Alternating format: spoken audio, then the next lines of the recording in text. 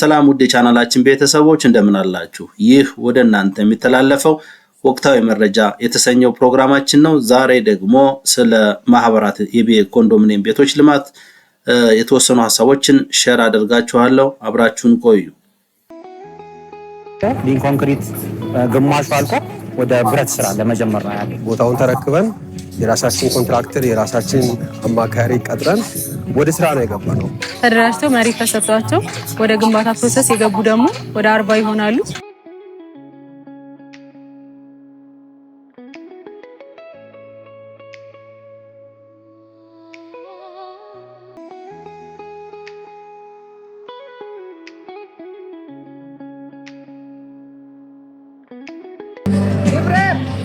የተደራጀ ነው እንግዲህ አንድ አመት በፊት ነው።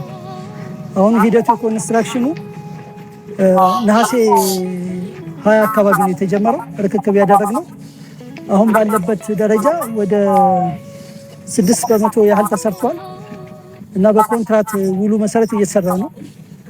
ፕሮግረሱ ጥሩ ነው። ያው እንግዲህ በዚህ ቻናል በተከታታይ እያቀረብኩ ያለሁት ስለ ኮንዶሚኒየም ቤቶች ልማት ነው። ዛሬ ይዤላችሁ የመጣሁት መረጃ በማህበር የተደራጁ 60 ማህበራት የቦታ መስጠት ስራ እየተሰራ እንደሆነ ከከተማ አስተዳደሩ ሰምተናል። 70% እንግዲህ ማህበራት ቆጥበው 30% ደግሞ ከባንክ ብድር እንደሚመቻችላቸው ቦታውን ደግሞ ከተማ አስተዳደሩ እንደሚያዘጋጅ መረጃዎችን ሰምተናል። በዚህ መሰረት አቃቂ ቃሊቲ አካባቢ ማሰልጠኛ አካባቢ አንድ 4 ማህበራት ቦታ ተሰጥቷቸው እየሰሩ መሆኑ መረጃውን ለማጋራት ነው። በማህበራት እንግዲህ መስራት ምንድነው ጥቅሙ የሚለው አንደኛ ቶሎ በፍጥነት ስራውን ለመጨረስ ይጠቅማል። የማህበራት በራሳቸው አባላት ኮሚቴ መርጠው የሚያሰሩት ስለሆነ በቀላሉ ሀብታቸውን ለመቆጣጠር የሚችሉበት ሁኔታ ይፈጠራል ተብሎ ይገመታል። የት አካባቢ ምን ያህል ቤቶች ይሰራሉ የሚለው እስኪ የከተማ አስተዳደሩ የቤቶች ልማትና ግንባታ ባለሙያዎችና አመራሮች የሚሉት ነገር አለ። እሱን ተከታትለን እንመለሳለን።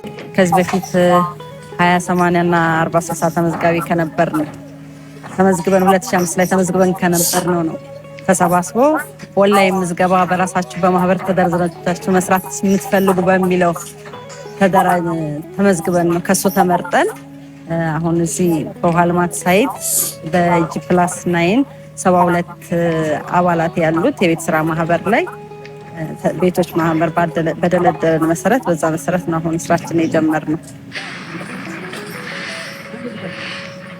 ካሉት ሞዳሊቲዎች በማህበር ተደራጅተን ለመስራት አቅምና ፍላጎት ያላቸው በሚለው በዛ ፕሮግራም ውስጥ ተሳትፈን ነው እዚህ የደረስነውና እስካሁን ባለው ሂደታችን ብዙ ነገሮችን አድርገን እዚህ ደርሰናል። አሁን ያለው ነገር ገንዘብ አቅርቦቱን በተመለከተ ያው የግንባታውን ወጪ ነው አባላት እንዲከፍሉ የሚጠበቀው።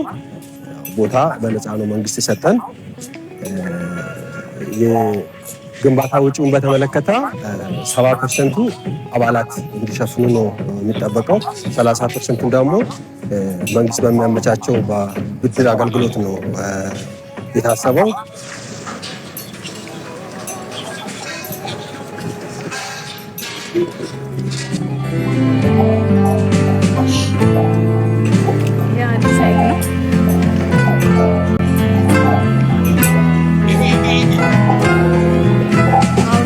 ነው ቃሊቲ ውሃ ልማት አካባቢ ነው። ከ3.98 በተለምዶ የምንለው በሄክታር የምንጠራው ሳይት ውስጥ አንዱ ነው። ይህ ከኋላችን የምናየው ህንፃ የፎይታ የሚባል ማህበር ህንፃ ግንባታ ላይ ያለ ፕሮሰስ ነው።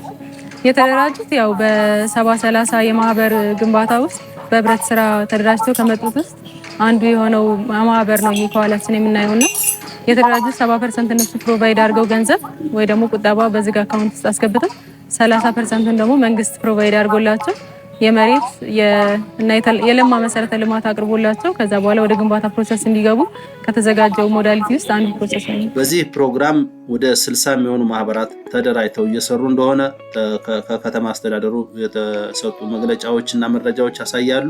በዚህ መሰረት ማህበራት ምን ችግር ገጠማቸው፣ ምን እየሰሩ ነው የሚለውን ተከታትለን ለእናንተ የምናሳውቅ ይሆናል። አብራችሁን ቆዩ። አሁን እዚህ ጋር የምታዩት ጽኑ ተስፋ ፕሮጀክት ነው የሚባለው። አሁን ያለበት ደረጃ የፉቲንግ ኮንክሪት ተሞልቶ ባክፊል ስራዎችን የሚሰራበት ነው። የአሰራር ፕሮግረሳቸው እንደያ ፕሮጀክቱ እንደጀመሩበት ይለያያል። ለምሳሌ ቀድሞ የገባ ይሄኛ ነው።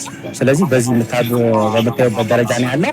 ሌሎቹ ለምሳሌ ሀሰብ ፉቲንግ ኮረል ኤክስካቬሽን ቁፋሮ ላይ ነው ያለው። ቤተሰላም እንደዚህ ኦልሞስት ዲዛይን ሌቭሉ አልቆ ወደ ሊን ኮንክሪት ሊሄዱ ላይ ነው። ውብ አዲስ ደግሞ እዚህ ጋር ነው ከጎን ነው ያለው።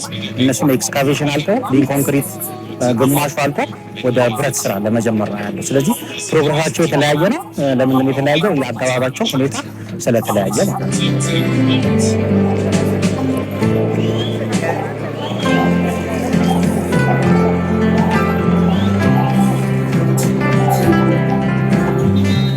G+9 አንድ ቤዝመንት አለው እና ሰርቪስ ፍሎርም አለው። ተሰጥቷቸው ወደ ግንባታ ፕሮሰስ የገቡ ደግሞ ወደ 40 ይሆናሉ። 40ዎቹ ማህበራት ያው የግንባታ ማስጀመሪያውንም የግንባታ ፍቃድ ሰርቲፊኬቱንም ጨርሰው ወደ ግንባታ ፕሮሰስ የገቡ ናቸው። የተቀሩት 20ዎቹ ደግሞ የዲዛይን ማጸደቅና የግንባታ ማውጫ ፕሮሰስ ላይ ነው ያሉት። የተቀሩት 40ዎቹ ውስጥ አሁን አብዛኛው በሰብስትራክቸር በመጨረስና ኦልሞስት በፈርስት ፍሎር የደረሱ አሉ። አብዛኛው ያው ጥሩ ግንባታ ፕሮሰስ ላይ ነው ያሉት። እንዳዳመጣችሁት እንግዲህ ሁሉም የባለሙያዎች እየተረባረቡበት ያለው ግንባታ በደንብ በሚገርም ሁኔታ እየተካሄደ ነው።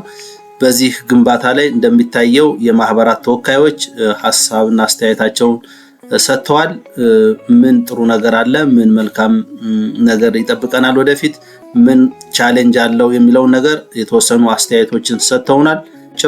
ከ60 ማህበራት የተወሰኑት ቁጠባቸው የሚያሰራቸው ሆኖ በመገኘቱ ስራ እንደተጀመረ እስከ 9ኛ ፎቅ የሚደርሱ ህንፃዎች ግንባታ እየተካሄደ መሆኑን እያየን ነው። በዚህ መሰረት በአንድ ዓመት ውስጥ የቤት ባለቤት ለመሆን ጥረት እየተደረገ መሆኑን ይህ መረጃ ያሳየናል።